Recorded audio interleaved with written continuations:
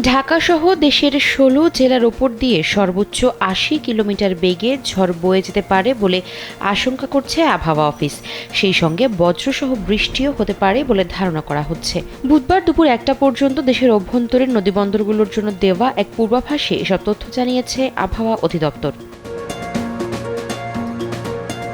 এক বিজ্ঞপ্তিতে আবহাওয়া অধিদপ্তর জানিয়েছে, রংপুর, পাবনা, বগুড়া, টাঙ্গাইল, ময়মনসিংহ, ঢাকা, ফরিদপুর, মাদারীপুর, খুলনা, বরিশাল, পটুয়াখালী, নোয়াখালী, কুমিল্লা, চট্টগ্রাম, কক্সবাজার এবং সিলেট জেলার ওপর দিয়ে পশ্চিম অথবা উত্তর পশ্চিম দিক থেকে ঘন্টায় ৬০ থেকে ৮০ কিলোমিটার বেগে অস্থায়ীভাবে ঝোড়ো হাওয়া বয়ে যেতে পারে। এ সময় বৃষ্টি অথবা বজ্রসহ বৃষ্টি হতে পারে। ওয়ালটন ফ্রিজ কিনে অনেকের মতো আপনিও হয়ে যেতে পারেন মিলেনিয়াল।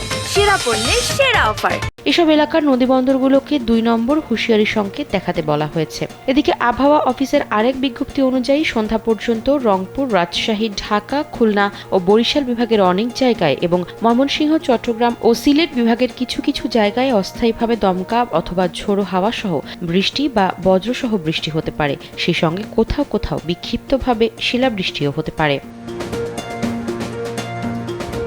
এদিকে দেশ জুড়ে ঝরছে বৃষ্টি। এতে টানা ৩৭ দিন পর তাপপ্রবাহ থেকে মুক্তি পেয়েছে দেশবাসী। আবহাওয়া অধিদপ্তর বলছে, সারা দেশে বৃষ্টি ১৪ মে পর্যন্ত অব্যাহত থাকবে। সেই সঙ্গে বজ্রপাত, শিলাবৃষ্টি ও কালবৈশাখীর পূর্বাভাস রয়েছে। আবহাওয়াবিদ ওমর ফারুক মঙ্গলবার সন্ধ্যায় কালবেলাকে জানান, এখন যেমন বৃষ্টি হচ্ছে একই রকম বৃষ্টি থাকবে কয়েকদিন। আগামী ১১ মের পর বৃষ্টি বাড়তে পারে, তা ১৩ থেকে ১৪ মে পর্যন্ত অব্যাহত থাকবে। এরপর কমলেও নিরবিচ্ছিন্নভাবে বৃষ্টিপাত থাকবে। ১৪ মের পর থেকে তাপমাত্রা খানিকটা বাড়তে পারে।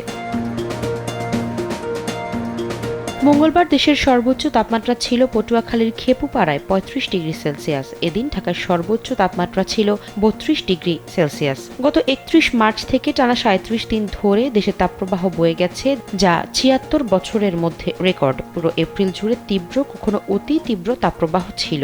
এতে অসহনীয় হয়ে উঠেছিল জনজীবন।